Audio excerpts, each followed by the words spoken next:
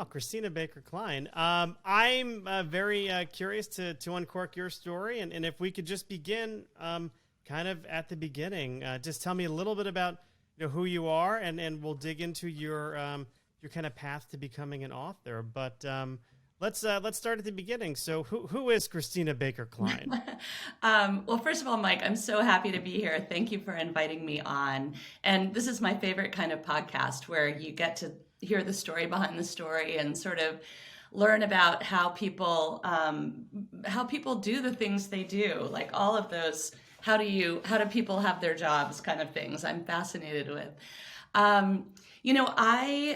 People always ask me, when did you start writing, or did you always know you wanted to be a writer? And my answer is just that all children are born creative.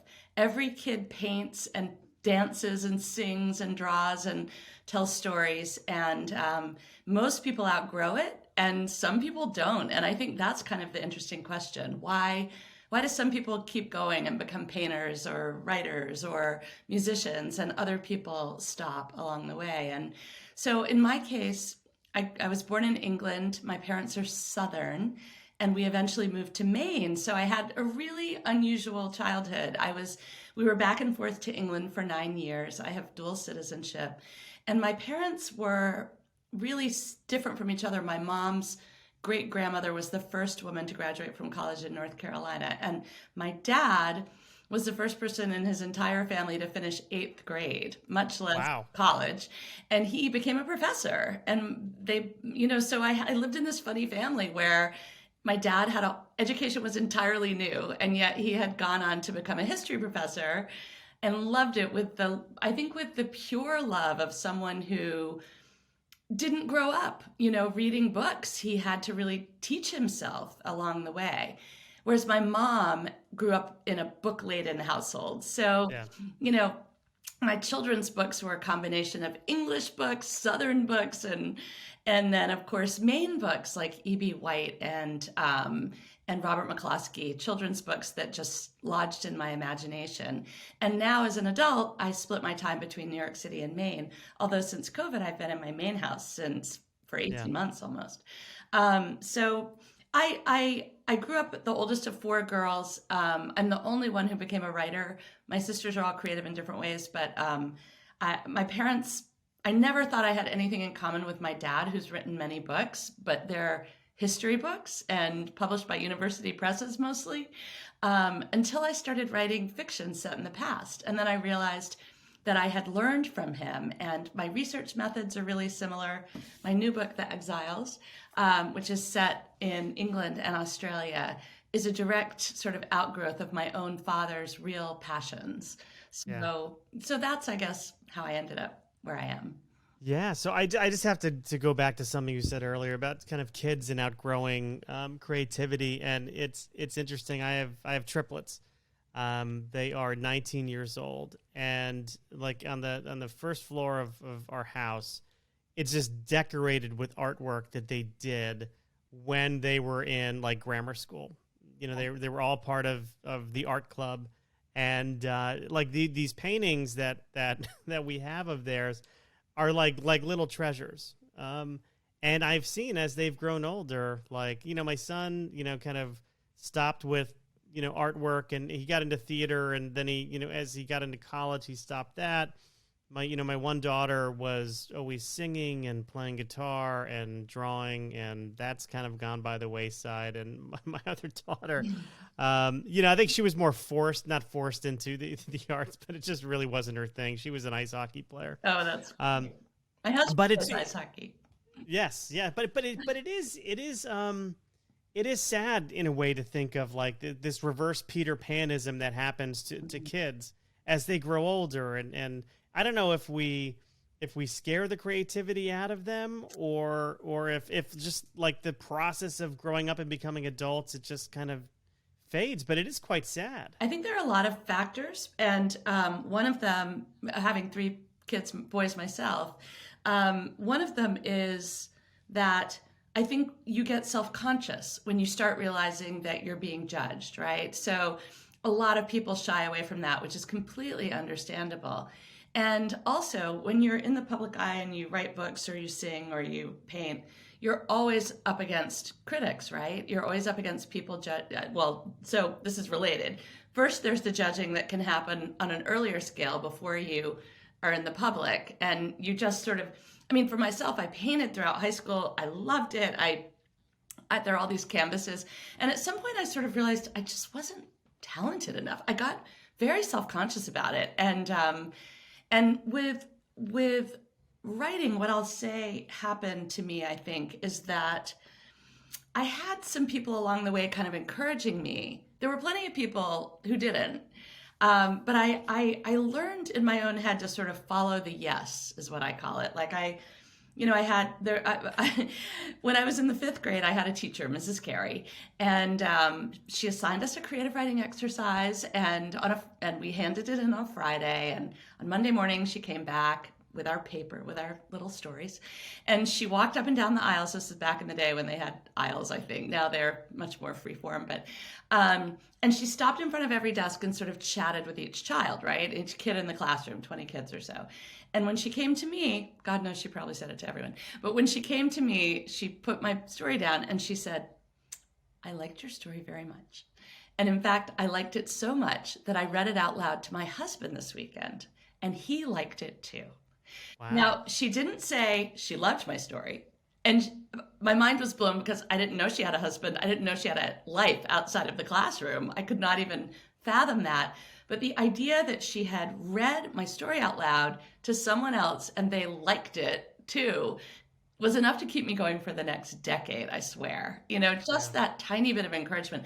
I always tell teachers that you never know what sparks someone, and oftentimes it's the slightest bit of encouragement that can really help. Right. But that encouragement, I find anyway, is the fuel that kind of keeps you going too. It really like is.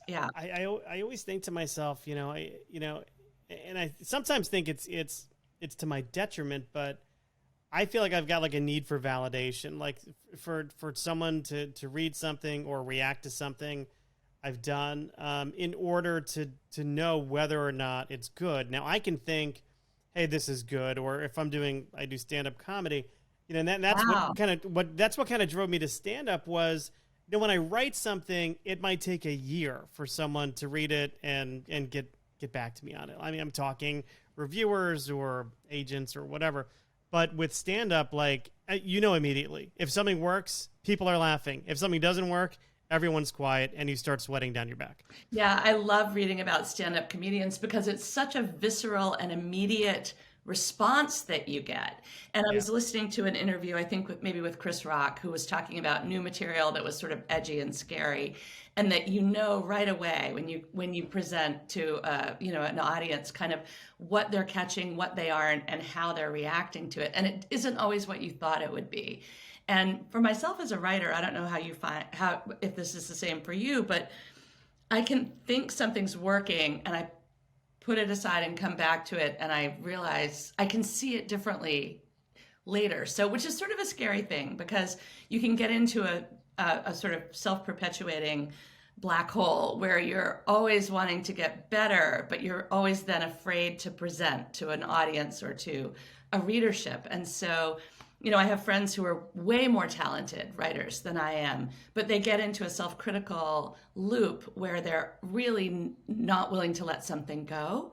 And I think that is a real problem, and it's hard to overcome. And it's true. I mean, a lot of times we can't judge ourselves right away. It does take work. So I have learned that revision is so important, for me at least. I don't know what you find with your own act, but refining and refining and refining, but eventually being able to say, I have to make a leap and bring it out and see what happens.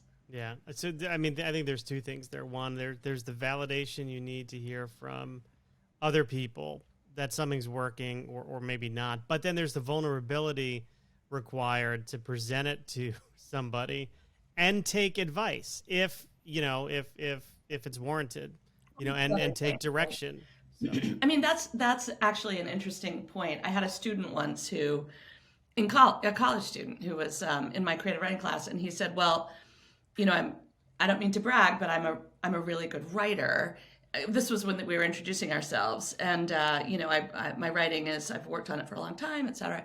And I said, "That's great. What do you read? What are your favorite books?" And he said, "Oh, I only read my own work. I don't really want to sully my brain with other people's fiction. I just really feel." And I thought, there you go. Right. This is an example of someone who's never going to make the big time, because we have to learn from the masters. I'm sure you, as a stand-up, are always studying other people, I would guess. Oh yeah. Oh yeah. I mean, listening, studying, going to open mics and watching, new people kind of get up and try things. It's so funny. Like a lot of comics, like when they're done with their time, their 5 or 7 minutes or whatever, they'll leave, or they'll go to the bar and hang out. But if you're not like listening to other people and getting fresh perspectives and just understanding what's working and what's not working in general, like what's the audience reacting to,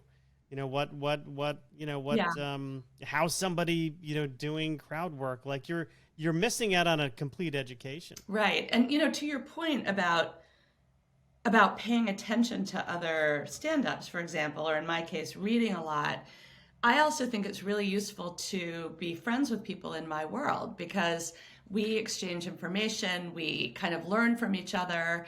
I really appreciate having a community of writing friends who I can count on to read my work and to sort of talk about the business with. Do you find that as well? Oh, it's like having a support system. Yeah, it is. Because it's such a solitary activity.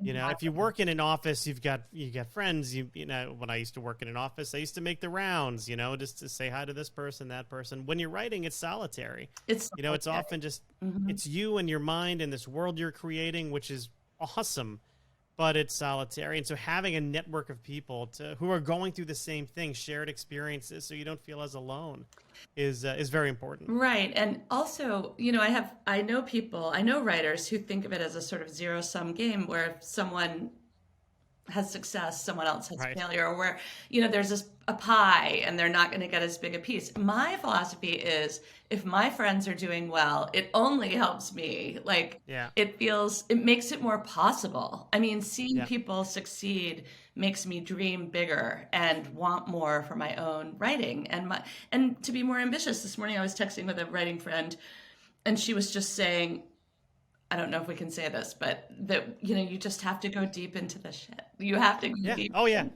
Oh, you could swear all you want here. Okay. But, that she said, I'm just in it. I'm so deep in it right now, and it feels like I can't see my way out. But for me to hear her say that and be able to say, listen, I was there, I know exactly how that feels, is really important, because you feel like you're alone when you're in a room doing it by yourself. It's amazing to be able to share that stuff with other people. So I know you write historical fiction, but what attracted you to writing, stories set in the past? Was it that link with your dad, or was it something else, or a combination of things? Well, it was such an organic growth for me. I started writing novels that were contemporary, and I always thought that I would. In fact, I remember reading a novel by a famous contemporary writer that she said in the past, and I thought, how bizarre. Like, why would she do that? She's got this great career. This seems like a killer stupid idea. And also, like, I don't want to read something made up 100 years ago. I mean, I really wasn't even a reader of historical fiction. I also have a problem with the term historical fiction sometimes, because I think it can be a female ghetto. But that's another story. What happened was, I was writing novels set in the present day, and I visited my husband's family in North Dakota, Minnesota. They're right on the border. And my mother-in-law had received this sort of centennial celebration of a small town she grew up in Jamestown, North Dakota. And in it was a newspaper article that featured her father. And it was a story about the orphan trains. And her father had died a number of years ago, and he'd never mentioned the orphan trains. But it was this big deal. And I thought, what is this story? I had never heard of it either. And my husband, who was a history major in college, had never heard of it. So I started researching it. And for 8 years, I wrote other books. I wrote contemporary novels. I did a nonfiction book. And finally, I had been throwing ideas in a file, and I just thought, if I don't do this now, I'm never going to do it. Someone else has not done it yet. So I jumped in. And that novel, which sold like 4 million copies and sort of took off and changed my career, was a total leap of faith. Only a third of it was set in the past, actually. 2/3 is in the present day. But I realized that I really did like the research, and also that I discovered that I really like telling little known stories that are important, that people that are not part of our traditional history books. And so my next novel was about Andrew Wyeth and the subject of his most famous painting, which is called Christina's World. And I wrote the story of that woman and what her sort of quiet, solitary life was like, but also how she became this figure because she was made famous by that painting. And then that led me to a much more ambitious project, was to write my new novel, The Exiles, which is set 100 years earlier in Australia in the mid-19th century. And it's about the convict women who transformed Australia and the Aboriginal people whose way of life was destroyed when British colonists landed on their shores. Yeah, so that's I mean, not that America was founded by not founded, but populated by prisoners. There's probably an overlap there in terms of what happened to indigenous peoples. Well, there's a huge overlap in both ways, because we weren't founded as a penal colony, unlike Australia, but Britain sent 50,000 prisoners here before we declared independence and decided, like, no, we're not taking your refuse anymore. I mean, 50,000 is a lot. Yeah. There were a lot of convicts sent over to America, not even the Americas. And then Britain looked around, and at first they thought maybe the coast of Africa, maybe we'll send our prisoners there, but they realized that the ports they couldn't quite secure the ports, et cetera, et cetera. So they looked farther to halfway around the world, and that was how they settled on Australia, which had been populated by the Dutch and the French, who had no idea of turning it into a convict station, basically. I mean, it was so funny that the Dutch and the French were in Australia, and then Britain came in and put a flag down and said, sorry, this is our continent now. We're taking over. And we're bringing all our convicts. And so that was in the late 18th century, actually even a bit earlier. And by 1803, Australia was 9-1, men to women. And the British government realized they had a problem because they wanted to populate Australia and not just have all these prisoners die off. So they began importing poor women. They began sweeping them off the streets of England, Ireland, Scotland, and Wales, putting them on these often repurposed slaving ships, because supposedly Britain wasn't involved in the slave trade, even though they funded a lot of it. A lot of hypocrisy all around. And then they sent all these women over. And in fact, they did populate Australia. And now, today, Australia is 20% of Australians are descended from convicts. Wow. Really wild, yeah. Well, what got you interested in writing a story that took place in Australia? So part of it was because my dad had become obsessed with Australia long ago, and he did an exchange with a professor in Melbourne, took the family over for a year, and he handed me a book. I was in college, so I couldn't go, but he handed me a book called The Fatal Shore by Robert Hughes, which is amazing. It's an almost 700-page history of Australia. Robert Hughes is an incredibly charismatic writer. It's still in print today. It's a great book. I highly recommend it if you want to know like the real history of Australia. But only one chapter in that enormous book was devoted to women and also to Aboriginal people, one chapter together. So I realized that was what interested me the most. And in my 20s, I went to Australia on a Rotary Foundation fellowship for 6 weeks, and I fell in love with the country. And there were all these reasons that I went to Australia. I taught in a women's prison several times here in America. I mean, I taught twice in 2 different women's prisons. And I also wrote a book about mothers and daughters with my own mother. We interviewed 60 women. And I kind of realized that women's stories are not often told from their perspective. And so those 3 things kind of led me to this story. Wow.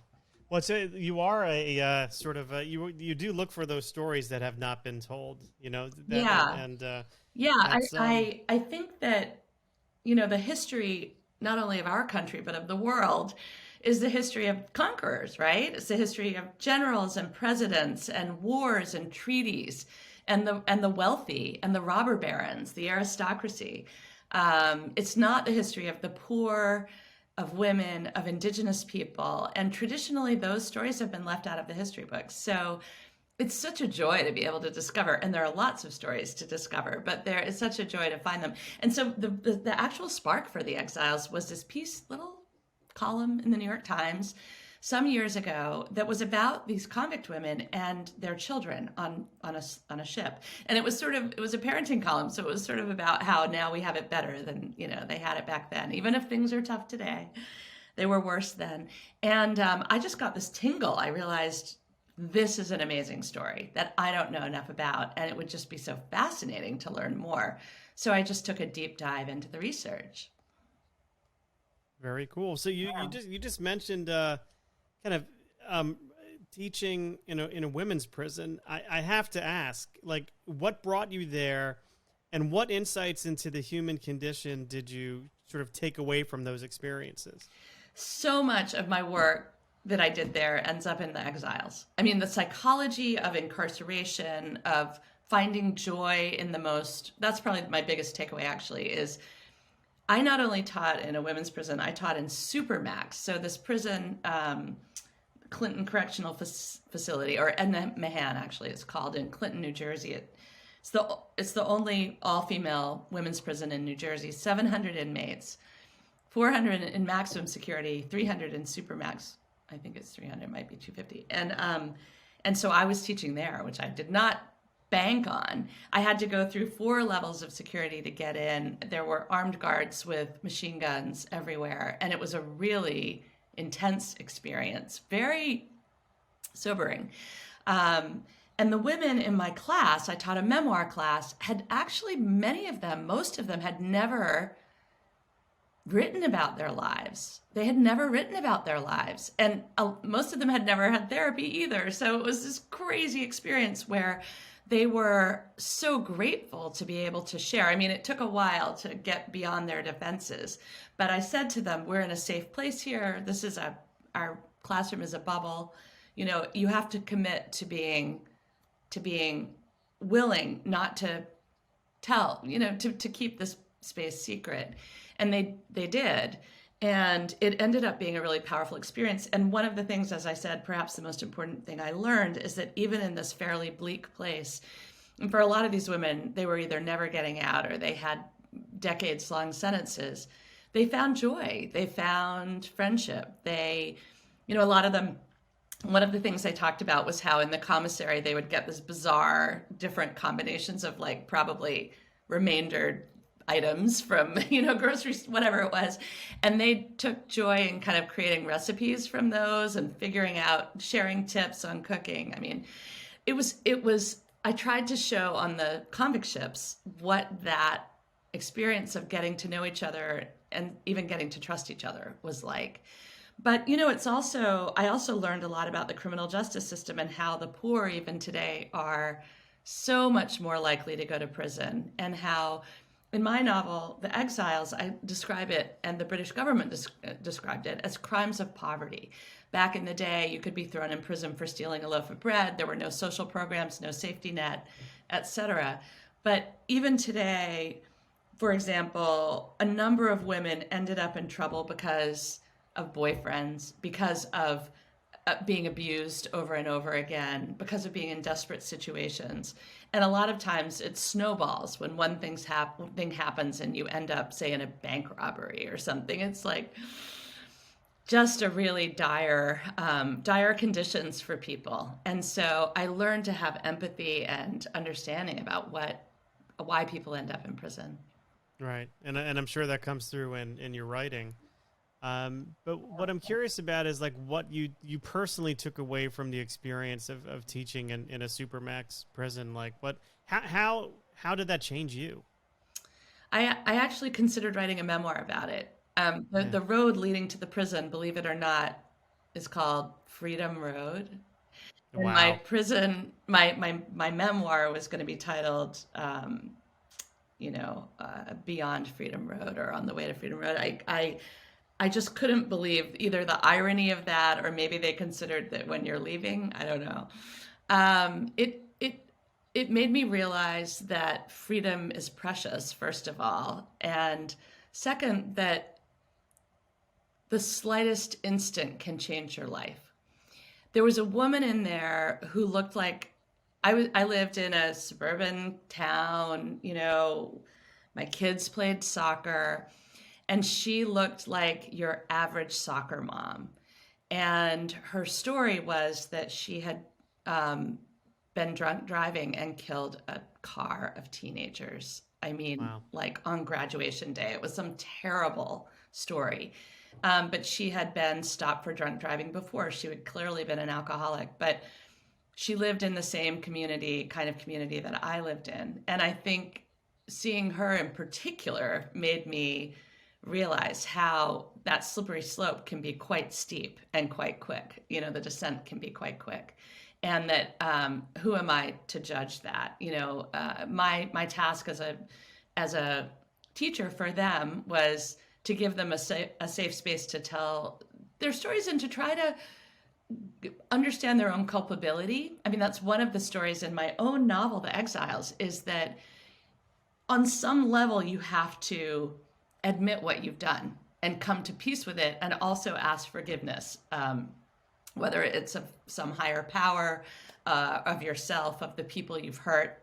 And so I found that if you don't do that, and there's one moment in my story where my character's in solitary confinement, and I had students in my class who were in solitary confinement and had missed class and then came back, where my character realizes that she has to let go. She has to let go of bitterness in order to survive. And that was a huge lesson that I learned in the teaching in the prison, is that these women had to learn to let go of their anger and bitterness about how they'd been dealt a raw hand. And that's a really hard thing to do. Yeah. Yeah, it's almost like just even outside of an incarceration situation, we all have to learn at some point in time to like shed those weights that we carry around on our shoulders, that might be holding us back, whether that's bitterness, resentment, forgiving ourselves for something we've done, or forgiving other people for perceived wrongs that were done to us. There's something that's almost, you talk about Freedom Road, but there's something that's almost freeing about being able to do that, and it's almost finding the strength and courage to being able to do that. It is. There's this phrase, let God and let go, and whatever God means to you. And to me, it's a bit metaphorical, meaning I see it as sort of relinquishing the stuff that's bottled up inside in whatever way that is. For me, in some ways, God is in writing, because, and I that was how I felt teaching these women, is that by putting things that terrified them, that they were ashamed of, that that they were angry about on the page, they were able to let go of it in some way. It was funny because I'm not a therapist. One of my sisters is a psychoanalyst, but it felt like a therapeutic process in some ways. Well, it totally is, and that's a therapeutic technique. I mean, just writing something down, and I mean, I remember, because that was my field before I went into something else, but writing something down and then burning it as a cathartic process. Yeah, that's really interesting. And then burying it in the backyard and never thinking about it again. But, yeah, it's like you're able to sort of relinquish if you can do that. Yeah. Mm-hmm. Yeah. So what do you hope, just going back to the Exiles, what do you hope readers will actually take away from the book, from the story? What's your hope there? Well, a couple of things. One is that I think it's just a riveting story. Not my story. I hope my story is riveting, but the story of how Australia became the country that it is, and its origin story is so fascinating, so complex. And the women who went in on these convict ships, this is my second point, and this is a big takeaway, actually. There's a lot of stuff that happens in the book it's a harrowing story in some ways, because you're taken, you're swept off the streets, put in Newgate prison, stuck on a convict ship for 4 to 6 months. You end up in this country with 7-foot tall creatures you've never even imagined. Think of these women who grew up in Glasgow and London, and suddenly they're in this land with brightly colored birds the size of dogs, and these kangaroos hopping around. I mean, they just could not believe where they were, not to mention the scary, dangerous animals. And the whole climate is different, the topography is different. I use the Tempest in the novel as a kind of parallel because it's like being thrust into a magic world, an island that no one could imagine. So these women get there and they're in prison, their lives, it's tough, it's not easy. But my big takeaway of the whole story is that for these women who'd grown up in socially stratified Britain, if they got through it all and they got out of prison, they suddenly had an opportunity to reinvent themselves. And Australia is a land of great optimism. It is a land where these women came in and they became entrepreneurs. They got out of prison. They became entrepreneurs. They bought pubs. They went to college. They got educated. They became teachers. They kind of took over. And there's a wonderful nonfiction book called The Tin Ticket that describes really what happened in that way. But in my novel, I give you at the end, I think, a real sense of how Australia was transformed, and it was such an exciting and optimistic story. Even I think if the way the women got there wasn't necessarily. And then the third thing I would say, just the one last thing, is I finished this novel. It came out during COVID, at a time when, as you know, George Floyd had happened, the Black Lives Matter, people were taking to the streets, not only in America, but all over the world. And so, it went from America, spread from Minneapolis to the East Coast, the West Coast, to Britain, Germany, all over Europe, and Australia. And one of the things that I was fascinated to see is that Australia has a very complicated history, as do we, with our Indigenous people and the legacy of slavery. In some ways, the Aboriginal situation is a combination of those two things. And the Black Lives Matter movement took over Australia too. And there's all kinds of attention being paid to the legacy of colonialism and what happened to the Aboriginal people and what the British government did. And so what I see is that in my novel, even though it's not contemporary, you get a lot about how it became the country it is and where it's going today. Yeah. Wow. And do I understand that this has been optioned for some form of screen? Yeah, whether that's for a TV series. Yeah. The people who did Big Little Lies and Gone Girl and Wild and The Undoing, they're just wonderful. They have a new movie called The Dry, actually, that's based on an Australian novel by Jane Harper. But I'm executive producing along with some other real experts. And the production company is all female. They're half based in Sydney and half in LA. And they're moving ahead pretty quickly with it. So I'm hopeful that it will happen. Yeah. How's that experience different than? I mean, are you? I know you said you're executive producing, but are you part of screenwriting at all, or is that? Are you more of a consultant for that? They have this A-list screenwriter, and I'm leaving her alone until there's a draft, and then I hope to be working with her to edit it. I've given her lots of material.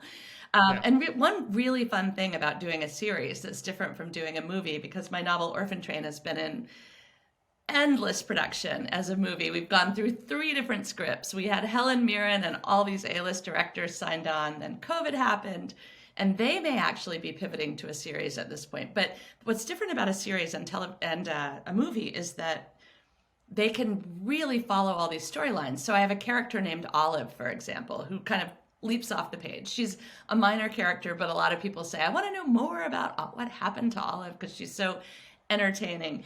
And I actually have written a whole lot more about her, but it's not in the book because I had to sort of cut back. Yeah. So with a TV series, you can explore all those kinds of storylines. Yeah, absolutely. Yeah. Absolutely. Well, this is exciting, very exciting. Thank you. Where, and now I'm sure if not by, well, I'm sure people are asking themselves, where can I buy the Exiles? So where would you tell them, Christina Baker Kline, where they should pick it up? Well, of course, your local independent is a great idea, but it's also the July Costco buyer's pick this month, and it is the Target book of the month for their book club pick, and it's the Book Club Girl book club pick. So I think you have a lot of options.